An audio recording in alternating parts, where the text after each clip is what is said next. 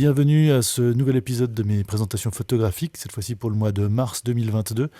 Donc comme chaque mois, je vais vous présenter des photos que j'ai prises ou éditées pendant le mois avec mes appareils photo plus traditionnels, donc pas la smartphonographie, qui ont leur propre rendez-vous à 2 semaines d'écart, tous les mois aussi.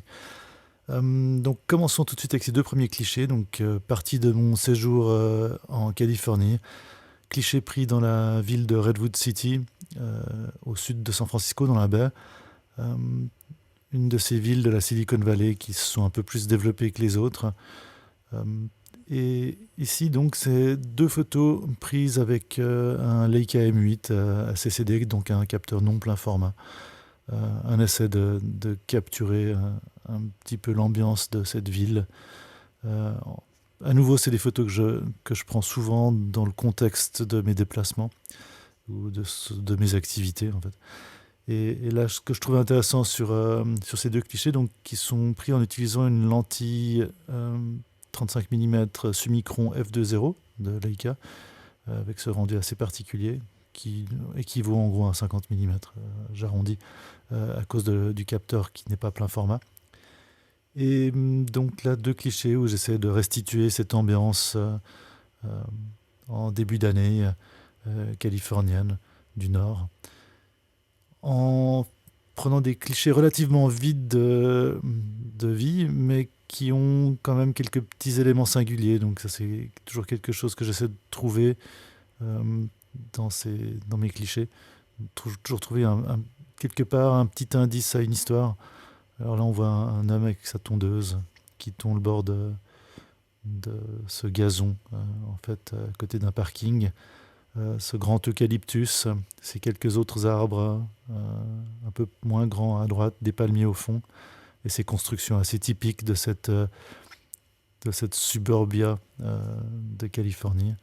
Et à droite, même chose là, c'est l'ours en fait qui me sert d'élément singulier, qui tient un petit peu l'ambiance de cette photo avec un de ces hôpitaux privés américains qu'on voit au fond.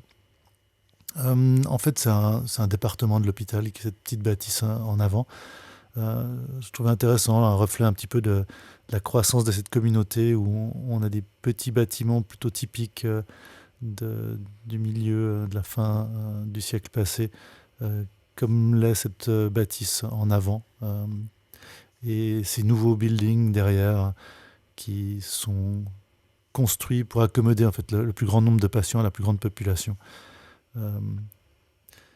Et voilà, donc deux clichés. À nouveau, ce qui est intéressant aussi, là j'essaie un peu de m'entraîner avec des diptyques décalés, donc on est dans le même parking.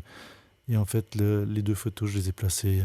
Elles sont topographiquement parlant justes, c'est-à-dire qu'effectivement ce bâtiment est à droite de la partie du parking que l'on voit sur la photo de gauche. Voilà, juste une petite anecdote par rapport à ces deux clichés. À nouveau, en utilisant à gauche la photo, en utilisant le M8 avec son 35 mm f2, on voit que là, la profondeur de champ est plus grande, donc ça c'était un jour ensoleillé. Ce rendu assez caractéristique de cette optique, ce n'est pas la dernière version de ce 35 mm f2, c'est une version des années 80.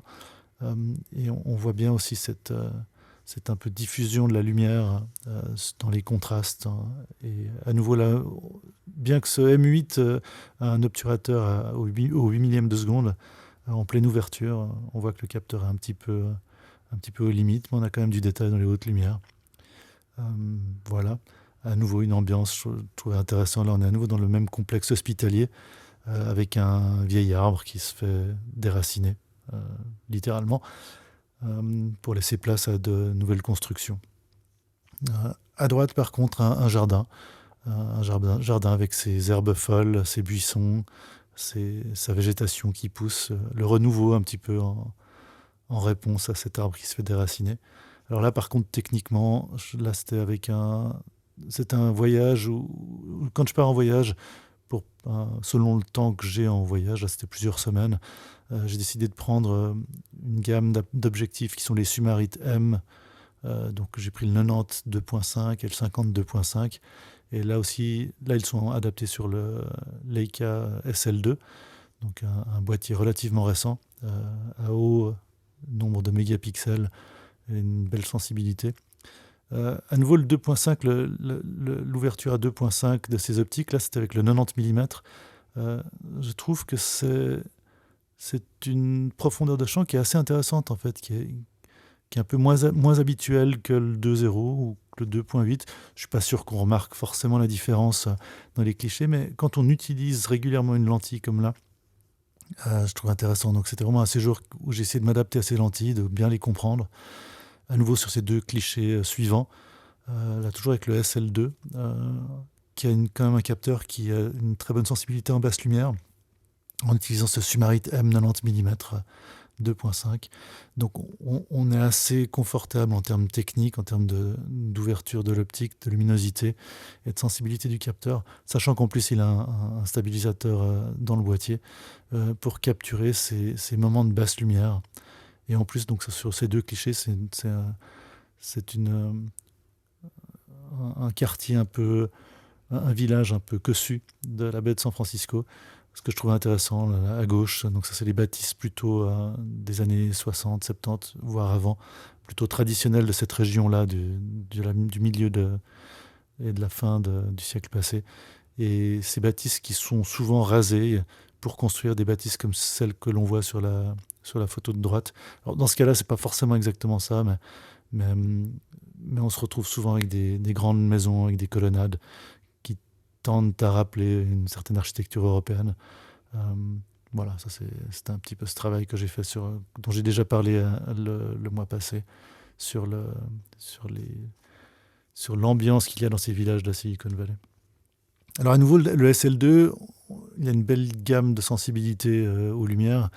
Quand on le pousse un peu trop loin, malgré son stabilisateur à 5 axes et ses 5,5 niveaux de luminosité, de récupération, de sensibilité de sa gamme dynamique, au-delà d'une certaine luminosité, bon, pas de miracle, si on veut garder les ISO relativement bas pour éviter d'avoir du bruit. Donc on le voit assez bien sur cette image de gauche, surtout en plus avec cette haute résolution.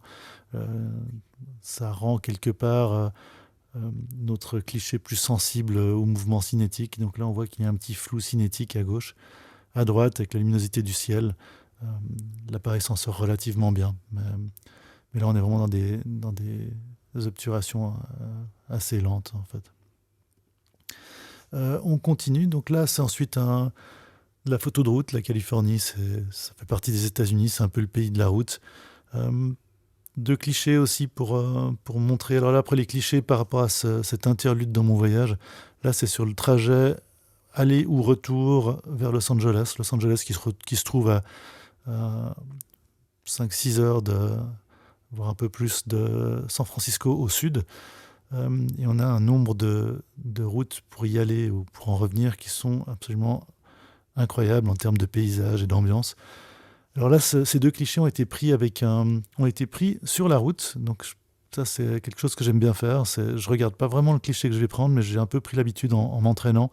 Là, j'utilise le M8 avec son CCD et un 50 mm Sumarit M, donc f2.5, qui en gros le fait équivaloir à un 75 mm. Et en fait, mis à l'infini, j'ai pris l'habitude de prendre les photos en fonction de ce que je vois, des ambiances que je ressens en roulant.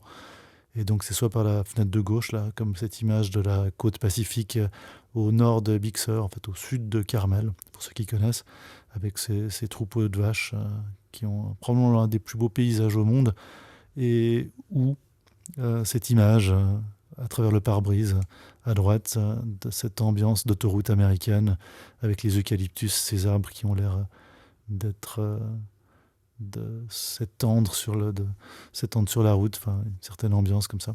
À nouveau, c'est un bon apprentissage de faire ça. Je regarde pas les photos quand je les prends, surtout avec le M8 qui n'a pas l'option de regarder au travers de l'écran vu que c'est un CCD. Le CCD qui ne permettait pas d'avoir ce qu'on appelle le live view, là, l'image en direct sur l'écran.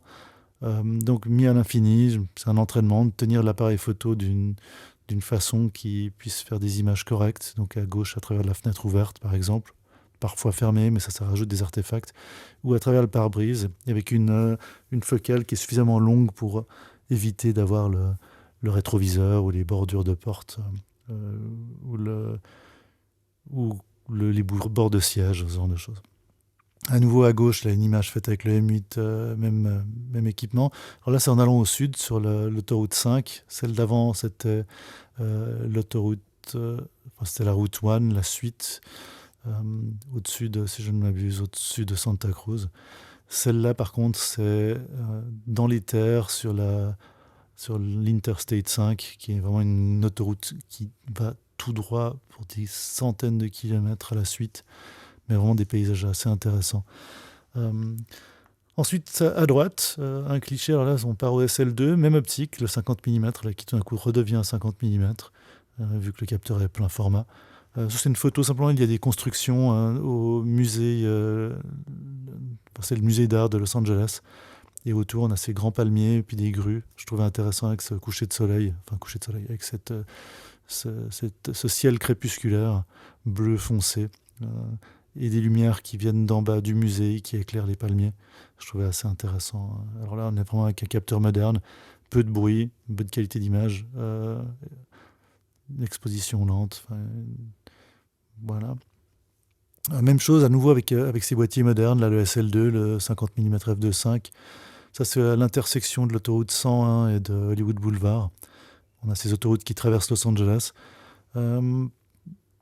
Étant donné que j'évite, malgré ces capteurs très sensibles, j'essaie d'éviter de monter dans les ISO. Donc, c'est de trouver le bon équilibre entre sensibilité du capteur, vitesse d'obturation, pour quand même avoir un petit peu cette notion, cet artefact cinétique des objets proches. Là, on le voit bien avec la voiture qui est dans le plan proximal. On la voit juste quand même bouger, donc je suis probablement au centième de seconde, je n'ai pas regardé la technique. Et donc avec des ISO relativement élevés, mais pas suffisamment pour que le bruit ressorte, mais suffisamment pour avoir quand même le détail du ciel à l'infini et des zones moins éclairées de cette autoroute de quasi-nuit. À droite, même équipement, alors là c'est de jour, dans le quartier, enfin dans la région de la ville de Los Angeles. En fait, on ne se rend pas compte, c'est pas qu'une ville, c'est une ville assez verte en fait, qui est très étendue, qui laisse beaucoup la place à la route. Mais là, on est dans le quartier de Glendale. Voilà, une photo prise. Alors là, je suis depuis une maison qui est sur une des collines. Une photo du quartier depuis la cuisine de cette maison. Voilà, donc un peu ces ambiances de Los Angeles qu'on voit peut-être moins souvent que celles de Hollywood ou de la plage. Ensuite, là, on revient à mon boîtier Leica M8, 50 mm f2.5, même optique. Et ça, c'est Hollywood Boulevard. À droite, même équipement, donc se balader dans les rues, essayer de capter les ambiances. Là, on est un petit peu au nord de Hollywood, mais vraiment très peu, en distance à pied, quelques rues plus haut. Brush Canyon, de superbes bâtisses, de superbes villas, pas très grandes. Il y en a quand même quelques-unes qui sont très grandes, mais une ambiance assez sympathique, assez typique de Hollywood. Puis pas mal de ces vieilles voitures américaines dans les rues. Donc voilà un gros plan sur une continentale, si je ne m'abuse. Voilà, un peu le rêve de la voiture américaine de l'époque. Et vraiment le rendu de ce capteur CCD et le bokeh de cette optique que je trouve très intéressante, qui est le Sumaritem. Ensuite là, toujours avec... alors là, les deux clichés ont été faits avec le SL2, donc boîtier moderne, en utilisant à nouveau le 50 Sumaritem 50 f2.5. À gauche, un chien qui est assez grand en fait, mais qui a un mélange entre danois et je ne sais plus quelle autre espèce. Donc pas aussi grand, un peu plus fin que les danois habituels. Un super chien, à part ça, super sympa.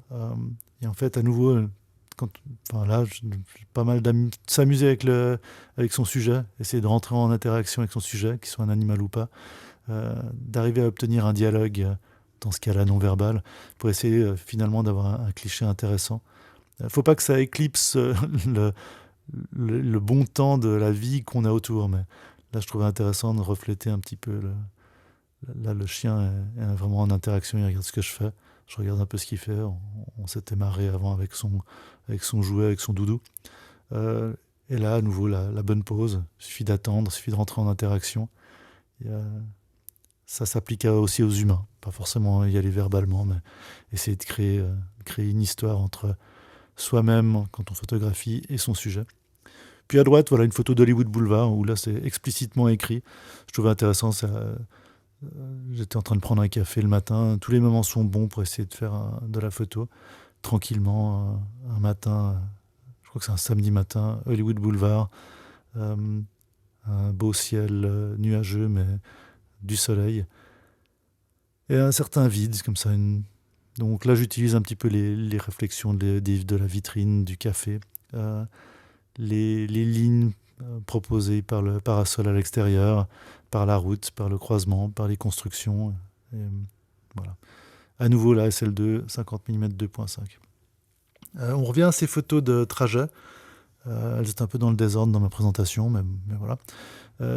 À nouveau, je pense que c'est vraiment intéressant d'expérimenter quand on fait de la photo de route, comme ça, sur la route. Il y a pas mal de photographes qui ont axé leurs travaux là-dessus aussi. Le road trip, mais sans forcément s'arrêter.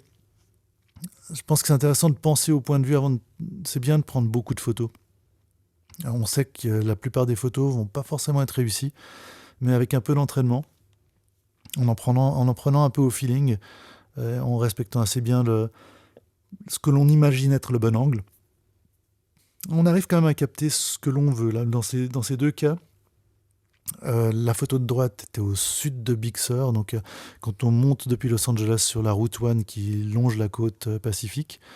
Et à gauche, je pense que c'est juste après le Hearst Castle, donc c'est aussi au sud de Big Sur, mais un peu plus loin, quand on arrive vraiment dans la route sinueuse qui est en bordure de falaise, où les falaises commencent à prendre de la hauteur. Euh, Là, avec le 50 mm, qui équivaut en gros à 75 mm, qui est relativement ouvert, 2.5, pleine ouverture, posté à l'infini, avec le flou cinétique des plans qui sont proximaux, dont il faut bien se rappeler, parce qu'on va rarement avoir même avec une vitesse d'obturation rapide, une netteté exacte des objets qui sont proches, qui bougent vite si on roule. C'est intéressant de s'entraîner parce qu'on obtient quand même des photos à l'ambiance intéressantes en le faisant. Euh, Ne pas regarder les résultats tout de suite, attendre la surprise, quel que soit l'appareil qu'on a, je pense que c'est le meilleur conseil. Et surtout aussi prendre le temps, sans l'appareil, de savourer les moments, de voir à l'avance peut-être aussi, là je vais préparer l'appareil, le mettre de côté et potentiellement faire des photos, mais toujours privilégier le moment vécu au moment capturé. Voilà, mon avis. Ces deux photos, à gauche, j'étais aussi en train d'essayer une optique faite par l'homographie qui est le Atoll 17 mm f2.8. Alors là, sur le M8, c'est un peu dommage, certains me diront, parce qu'en fait, le 17 mm devient en gros un 27 mm, enfin, dans ces eaux-là, 25 mm. Mais intéressant quand même, sachant aussi que c'est une optique qui est extrêmement large, qui est faite pour les appareils à télémètre type Leica M. Mais en fait, le bord de l'objectif, qui a un diamètre énorme, dépasse nettement sur la fenêtre du télémètre, donc pour faire le focus, relativement difficile. Sur un appareil numérique avec une prévisualisation, on y arrive, mais là, bof. Là, j'avais quand même réussi parce que j'ai à peu près mis à l'infini. À droite, toujours le M8, mais avec le 50 f2.5, une maison. Alors là, c'est Half Moon Bay. Pardon, le cliché de gauche, c'était un peu au-dessus de Hearst Castle, donc sud de Big Sur, sur la côte pacifique en remontant de Los Angeles. Et à droite, c'est juste au sud de San Francisco, donc bien plus haut. Ces bâtisses un petit peu du siècle passé, fin du siècle passé, que je trouve intéressantes, avec des ambiances de l'Ouest. À nouveau, là, donc, ouais, même endroit que la photo de droite auparavant, donc c'est la plage.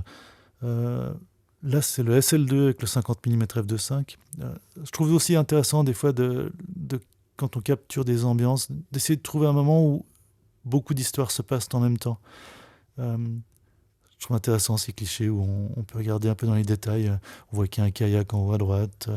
On voit le baigneur en short rouge qui est probablement en train de regarder si son nœud de maillot de bain est attaché. Euh, la petite fille devant qui est en train de parler probablement à sa maman. Enfin, il y a plein de choses qui se passent. Les deux chaises posées, est-ce que c'est le bébé avec probablement son père à côté du baigneur au maillot rouge, et au fond une base militaire qui est assez connue sur cette côte pacifique au sud de San Francisco. Plein de choses qui se passent, j'aime bien ce genre de cliché. Euh, à droite aussi, même équipement, M8, 50 mm f2.5. Oui, toujours se baser sur ce sentiment existant. Là j'avais vraiment une interaction avec ce cheval. En fait, j'étais plusieurs dans un enclos. Des chevaux assez dynamiques qui avaient vraiment visiblement envie de présence humaine, qui étaient dans un enclos où il était indiqué qu'ils pouvaient être agressifs avec les visiteurs. Bon, je sais pas.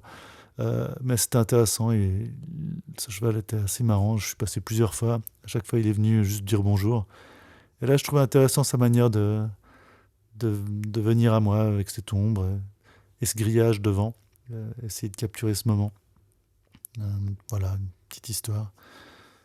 Alors ces deux nouveaux clichés, à gauche, même équipement. Donc là, ce mois passé en Californie du Nord, c'était vraiment un peu avec le même équipement tout le long, donc SL2, M8. Là, le 50 F2.5 que j'ai beaucoup utilisé.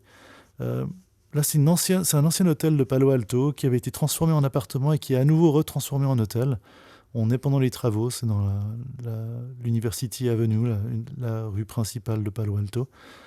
Là, techniquement, c'est intéressant. J'aime bien travailler avec les fenêtres, avec les sources du soleil, les lumières naturelles. Dans ce cas-là, je voulais représenter cet intérieur en travaux avec cette lumière venant de l'extérieur. Je trouvais qu'il y avait une ambiance, hein, quelque chose qui me plaisait. Et j'ai essayé, là, je suis même pas rentré dans le bâtiment. Je pense qu'il faut essayer des fois de simuler le point de vue que l'on veut présenter. J'ai quand même gardé cette fine ligne à droite du cadre de porte. Et en fait, cette lumière du soleil qui rentre par les carreaux au fond, je trouvais intéressant. Et à droite, alors là c'est le SL2, toujours la même optique. Euh, Intéressant aussi des fois d'exploiter les différents niveaux de profondeur que l'on a. Pas forcément avec la netteté, mais là, simplement, on a une lumière, une source lumineuse qui est le soleil, qui rentre par une autre fenêtre qu'on ne voit pas dans ce cliché, mais qui éclaire la pièce à l'intérieur. Et donc on a un peu ce jeu de lumière que je trouvais intéressant. Ça, c'est une maison qu'on a déjà vue le mois passé, qui probablement va être détruite. Elle est vide depuis de nombreux mois. Mais une assez belle maison, probablement des années 50-60 du XXe siècle. De la région de la Silicon Valley, en fait, les maisons assez typiques. À nouveau, là, donc SL2, là je suis au 90 mm avec le Sumarit M F2.5. L'aéroport de Palo Alto, donc bien plein centre de la Silicon Valley, et juste à côté, un peu comme un des premiers clichés que deux des premiers clichés que j'ai présentés.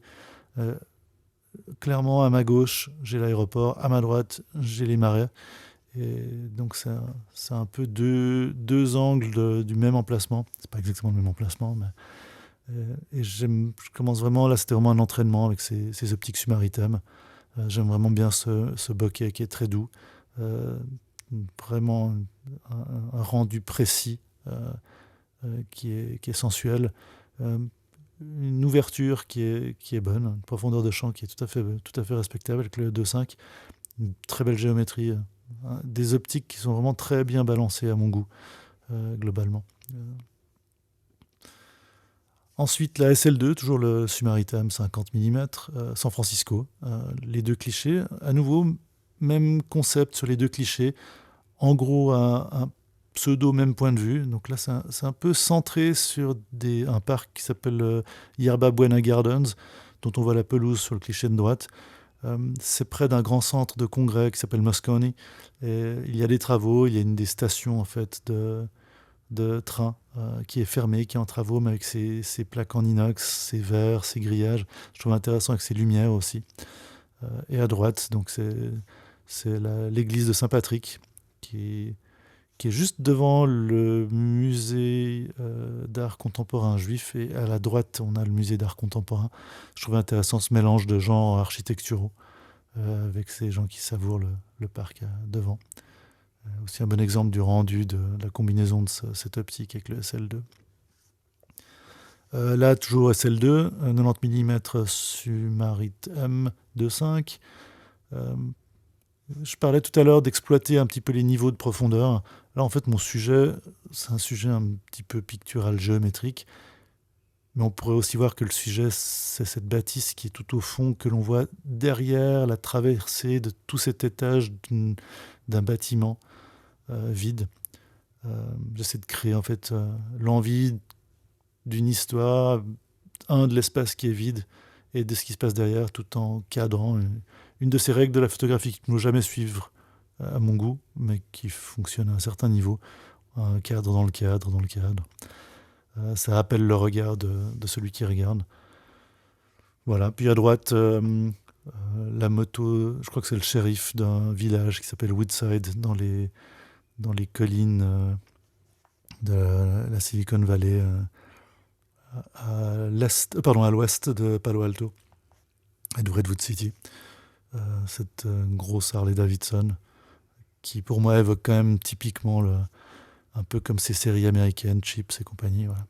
Voilà.